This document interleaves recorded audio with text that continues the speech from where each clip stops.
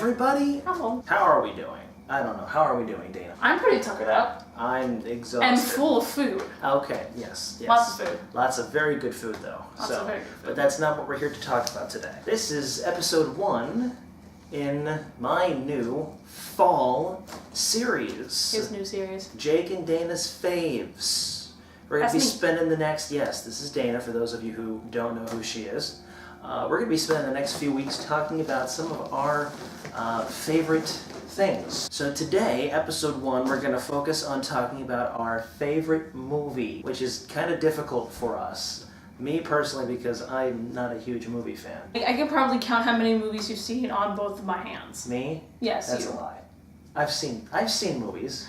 You haven't seen as many movies as I have. I know, because I'm not into the stuff that you're in. Exactly. I'm the one who saw Rogue One, even though he doesn't like Star Wars. I saw Rogue One. You saw Rogue One? I saw Rogue One. With who? A couple friends of mine. Oh, okay. They dragged you there? No, I voluntarily went. I was very not good. forced. I'm very proud of you. Okay. So do you have a favorite movie? I have a lot of favorite movies. Well, for different reasons. This might get tricky here because there are lots of different genres of movies. That's very true. I'm gonna go with animated movie first. Oh. And probably my number one of my favorites. I do not want to say my number one because there are a lot. But one of my favorites that I would like to talk about is the Lego movie. The original Lego movie. The original Lego movie, not the Lego Batman movie. That was also good. I like the Lego movie because, yes, it's kind of promoting like, hey, buy Legos. But it was also a movie that kind of appealed both to the younger generation and the older generation that grew up with Legos. Now, see, I saw the Lego movie, and I really liked the Lego movie. It also had a good moral story to it. I also saw Frozen. You did see Frozen. Yes.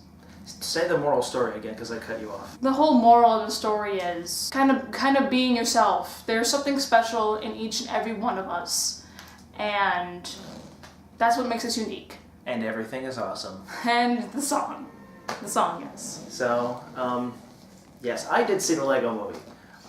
Very, very well done. Catchy songs too. They also used a specific kind of animation program to make it look like it wasn't stop motion, but it was also animation, like combined feature of both to make it look like like they were moving each and every one of the Lego pieces, but it wasn't exactly stop motion. Which I imagine would have taken a long time. Oh no, stop!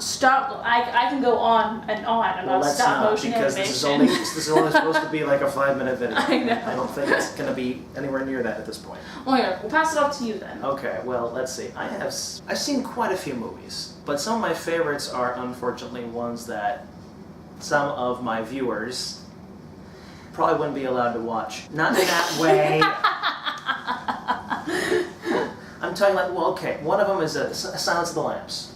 Oh, that's a great movie. Okay, Silence of the Lambs came out in 1991, won like so many Academy Awards. I finally saw it I watched it on Netflix one time, and I never quite understood. Move this way here. Here's the poster. This is the poster for Silence of the Lambs. Okay? I never understood why it looked like this until I saw the movie. And then it totally made sense. Right? It totally made sense. Oh, that's why the poster looks like that. It was also just a really well done psychological horror. It was so wonderfully well done. Anthony Hopkins in that. He had like 18 minutes of screen time or 16 minutes of screen time. Yeah, he didn't have a lot. And he won Best Actor. This movie must be that good.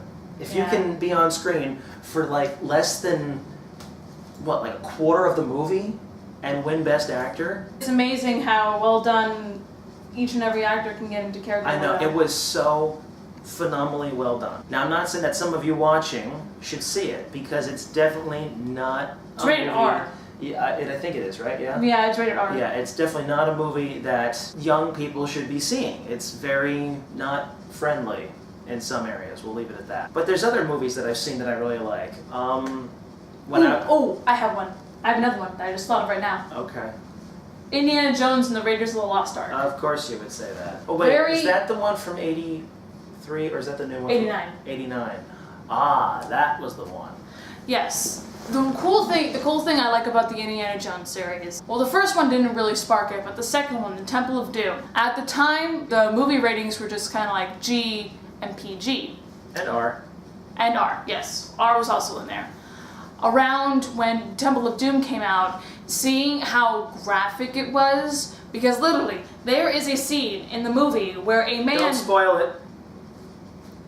But some viewers might not watch it. Don't spoil it. I still won't spoil it. There's a very graphic scene around near the middle of the movie. That was toward the end. No, it was... I've never seen it, so I don't know. But I know that this was the movie that garnered the PG-13 rating. And then that's why the third movie, Last Crusade, was rated PG-13 as well. I think wasn't it a combination of that movie and, was it Gremlins? I think yes, it was Gremlins. So it's a combination of Temple of Doom and Gremlins. When did Gremlins come out in '89? I feel like that was early '80s. I can't remember. Off the top of my head. I've never seen either of them, so I don't know. I've seen bits and pieces of Gremlins, and it's really scary. Yeah, I used to like movies and say that I only like movies that had trains in them. I mean, I saw Unstoppable. Mm-hmm. I thought that was a great movie, not very accurate, but Denzel Washington and Chris Pine did a great job in it. A lot of the dialogue in it is very accurate. Actually, I knew someone who did some costume stuff for that. Costume stuff, actually even supplied some photos for the background of one of the station scenes. I have a feeling you might have told me this, but I can't remember. Yeah, he lives in Harrisburg. Oh. Maybe he's watching now. Hi, Brock. But I mean, I'm sure we can go on and on about our favorite movies. There's a lot of other movies I like. So, but I mean, those are just a couple favorites of ours. I'm not into animated as much as I used to be. I mean, I saw Frozen. No, I can kind of agree with you on that. I wasn't a particular fan of Frozen. It was nice. The worst part was it came out right when I started student teaching. So, it was so big in the middle school when I was student teaching. We had a talent show one day in like March or something, and I think there were 3 students who sang at least a part of Let It Go. Oh my gosh. They did well, but it was like... So now they're all... What's the new one now? Moana or something like that? From Pixar, or I don't know. Whatever the new. Well, Frozen wasn't Pixar. I mean, I know Moana was the new Disney movie that came out. Okay. The new Pixar movie that came out was Cars 3. Well, that's just a little smattering of our favorite movies. I hope you enjoyed this episode. Next week, what are we doing next week? Is it musical? I think it's musical. So transitioning from movie to musical. Would La La Land count in that one? I think so. I've never seen it, so I hear it's good though. I have to hear that too. All right, we'll see you all next week. Bye.